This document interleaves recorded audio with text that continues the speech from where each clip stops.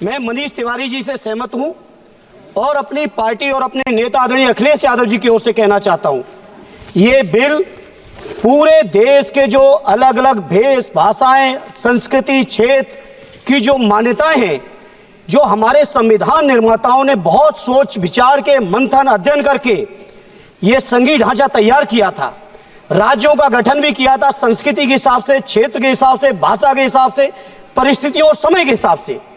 मैं नहीं समझता अध्यक्ष जी, मुझे कहने में कोई संकोच नहीं, उस समय के हमारे संविधान निर्माताओं से विद्वान, बाबा साहब भीमराव अंबेडकर से ज्यादा विद्वान इस सदन में अभी कोई नहीं बैठा, मुझे कहने में संकोच नहीं है। और ये संविधान की मूल भावना को खत्म करके कैसे तानाशाही के रास्ते निकाले जाएं, इसके अलावा कोई काम ही नहीं बचा है। आखिर ये मनीष तिवारी जी ने कहा, कहीं एक विधानसभा के चुनाव अगर कोई अविश्वास आता है, अगर बहुमत नहीं मिलता है, तो क्या पूरे देश का चुनाव कराओगे? पूरे देश का चुनाव कराओगे? और ये लोग एक देश, एक संविधान, एक चुनाव की बात करते हैं।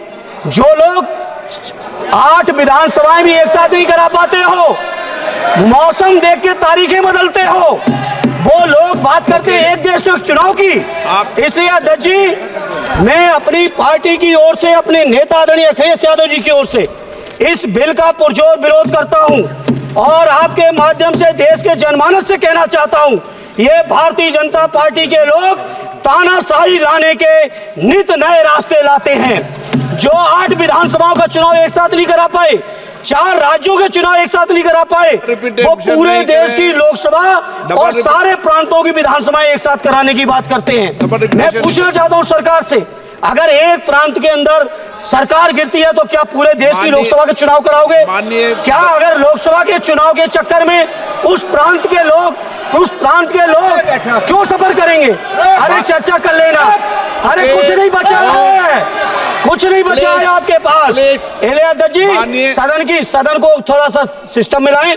अध्यक्ष जी, आपसे अनुरोध है, आपके माध्यम से सरकार से अनुरोध है, जनता ने बड़ी उम्मीदों के साथ हम सबको भेजा है और हम सब लोगों की जिम्मेदारी है, ये संविधान विरोधी, संघीय ढांचे विरोधी, बेसिक स्ट्रक्चर विरोधी कई केसों की चर्चा की मनीष तिवारी जी ने, मैं उनके साथ जोड़ते हुए माननीय सर्वोच्च न्यायालय की भावनाओं के विरोधी, गरीब विरोधी, दलित विरोधी, पिछड़ा विरोधी, मुसलमान विरोधी, इस नीयत को वापस लो। ये अध्यक्ष जी, आपके माध्यम से मेरी आपसे प्रार्थना है। बहुत बहुत धन्यवाद।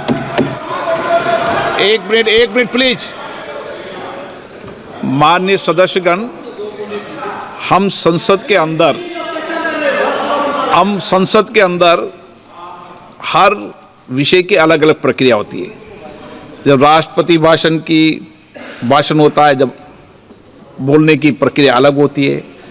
संविधान पर उसकी 75 वर्ष की चर्चा पर जब विषय अलग होता है।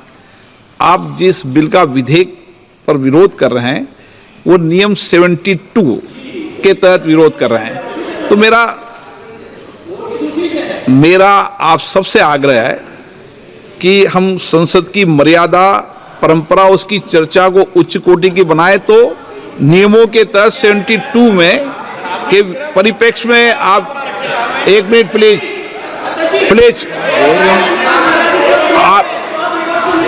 आप प्लीज, मेरा ये आग्रह है, ऐसे नहीं बोलते बीच में, प्लीज बैठिए, ऐसे बीच में नहीं बोलते हैं। मैंने इसलिए आपसे कहा कि मैंने किसी को नहीं कहा कि मर्यादा बोली, मैंने कहा नियम 72 के तहत आप उस परिप्रेक्ष्य के अंदर बिल का विरोध करने का आपका अधिकार है, वो भी विधेयक की विधायी क्षमता, लेजिस्लेटिव कॉम्पिटेंस के विषय पर। लेकिन विषय गंभीर है, इसलिए मैं सभी मान्य सदस्यों आगे बोल रहा हूं, उस परिप्रेक्ष्य के अंदर वो अपनी बात को कहें, संविधान की मर्यादाओं के अनुरूप अपनी बात कहें। मैं सभी मान्य सदस्यों को पर्याप्त अवसर दूंगा, पर जब बिल पर डिटेल चर्चा होगी तब आप जो भाषा बोल रहे हैं वह बोलने का अधिकार रहेगा। ठीक है, सब सहमत इस बात से? आपको देंगे, आप दोनों में से तय कर लो कौन बोलेंगे। हाँ, कल्याण, आप दोनों तय कर लो पहले। नोटिस है।